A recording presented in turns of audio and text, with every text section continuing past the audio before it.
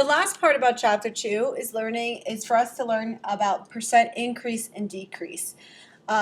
So copied on your target, your warm-up is going to be an example from yesterday's extension, the compounded interest. Remember, you do not have to know this for your class.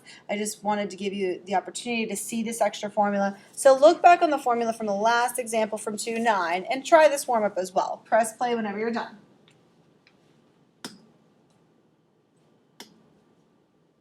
Now that you've tried the warm-up, you should find that the amount is going to be 1,000 times 1 plus the rate as a decimal over 12 because it's compounded monthly, so it's going to happen every month for 4 years. And this ends up being $1,431.41. So think about that. You know, if you have a credit card in the future, you definitely want to pay it off.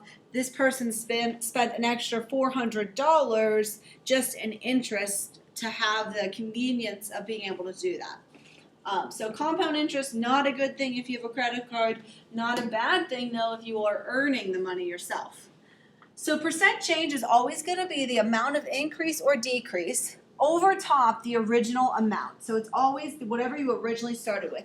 It's typically the from that they give you. So if I went from making $8 to $9 an hour, the from is my original amount. You want to express it as a percent, and we're going to show it's an increase or a decrease by using arrows. So this is going to be increase, and then you can use a downward arrow to show a decrease. So I'm going to try the first one, and then you're going to try the second one. For the first one, I always find the numerator to be the big number minus the small number. The order doesn't matter really up there because you're not going to end up with a negative number, okay? You're always going to have a positive number as your answer, but then you're going to label it an increase or decrease. So if you have a negative number, you really want to take that negative away and just say it's a decrease overall. So if I went from 25 to 49, I would just do the bigger number minus the smaller number over the original. It's the from the 25 that I started with, so the 25 goes on the bottom. It does matter for the bottom, okay? You will get a different answer if you don't do it the correct way. So when we do the subtraction on top, it's going to be 24 out of 25, and we do want this as a percent. So think about how to get the denominator to be. You could just type this in on your calculator and divide it and get the decimal. Or you could think about what would I multiply by to get 100 as my denominator. This is the same as multiplying by 4. So if I multiply by 4 here, that would give me a 96%. Now think about this. We have 96%. Is this an increase or a decrease? If I went from 25 and ended at 49, I increased. That's what I mean by you want this number to be positive, and then if you went down, you're just going to show me a decrease instead. Try the second one, and then press play whenever you're done to check your work. So for the second one, again, I would subtract the larger minus the smaller, and you started from the 200, so that needs to be your denominator.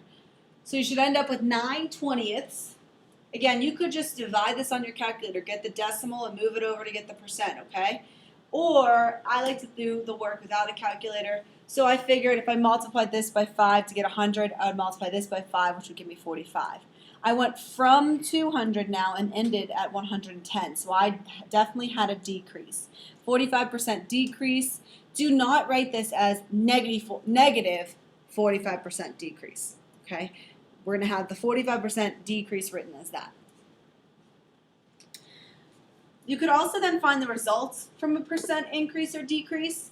So if I find the result when 72 is increased by 25%, if I said, you know what, we need to take everything that we have in a store and we're going to increase the price by 25% so that we can make a little bit of a bigger profit, they'll use this concept. So find the result when 72 is increased by 25%. You have two options here, guys.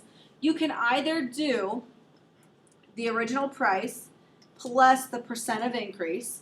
So here it would be 75 plus the 25% of 75, okay? Or you could do this in one step.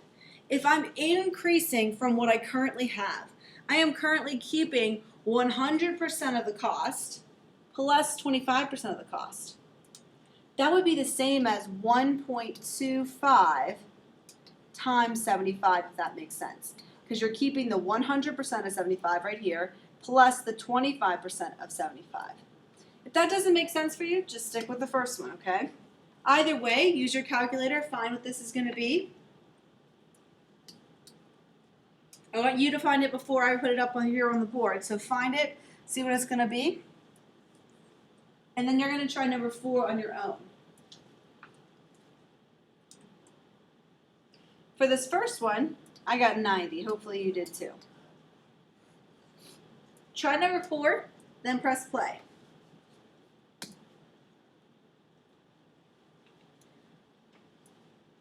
So for number 4, you're finding the result when 65 is decreased now by 80%. You could do that in 2 steps. Take 65, take away 80% of the 65. Or if you're taking away 80%, what percent are you keeping? 20%. So you could do it in 1 step by keeping just 20% of 65. I actually do this all the time on my calculator when I'm thinking about different things in the store, at restaurants. So this is handy. It doesn't matter which way you do it as long as you do show your work. I got 13 for number 4. Okay, flipping to the back then of your notes. Rustin used a coupon to pay $7.35 for a pizza that would normally cost $10.50. I want to find the percent discount here. So what was the percent discount? What was the percent change? You can do your percent change work, or you could write an equation, okay?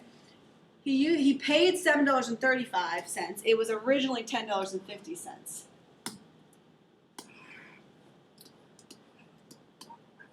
So you can work ahead of me here while I'm doing this. Which is the original amount? My original amount is going to be the $10.50 because that's what it originally was, and I saved the rest. So do the subtraction here. 50 minus 35 is 15. 10 minus 7 is 3. So I saved $3.15 out of the original $10.50. Use your calculator then here to find that.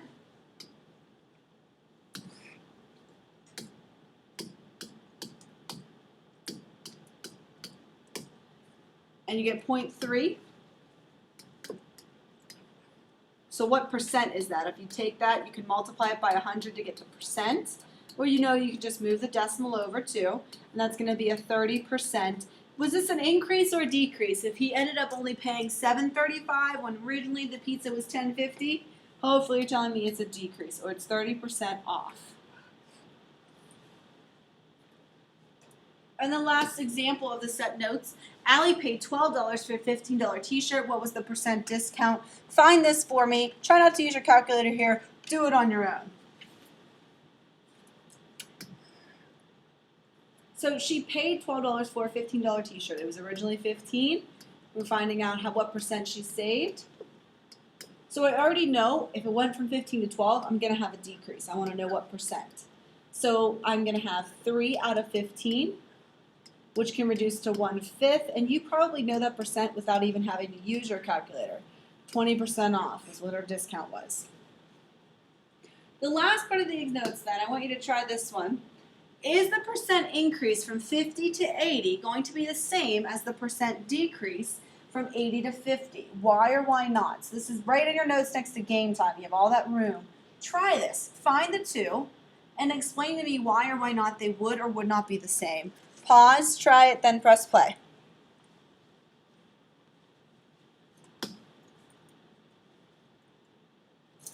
So when you try this, you should see that they are actually not the same. We have a different denominator when you set these up, okay? If you're starting from 50, you have this problem, but if you're starting from 80, you have this second one. So you see that we have a percent increase and decrease, not the same amount either. So since the original amount changes, the percent is also going to change. It's not like that other problem that we did at the end of the lesson previously where we saw when we switched the whole and the percent and the proportion for I think lesson 2-7, it worked out to be the same answer still. Not today, not happening. All right, guys, you're on to your quick check.